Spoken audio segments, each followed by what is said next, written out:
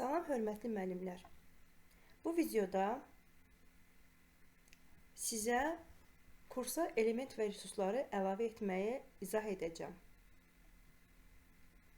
İlk öncə mövzumuzu adlandırırıq.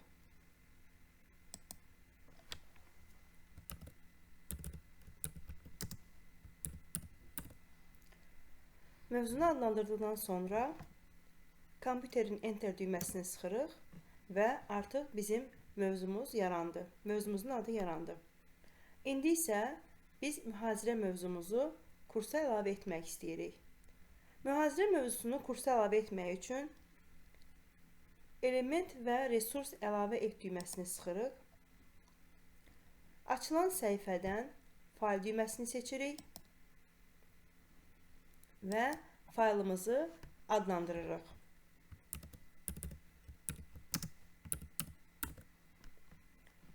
Faylı adlandırdıqdan sonra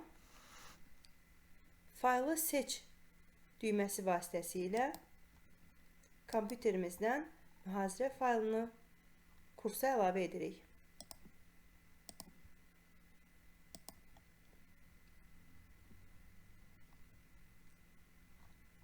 Yadda saxlayıb kursa qaydırıq.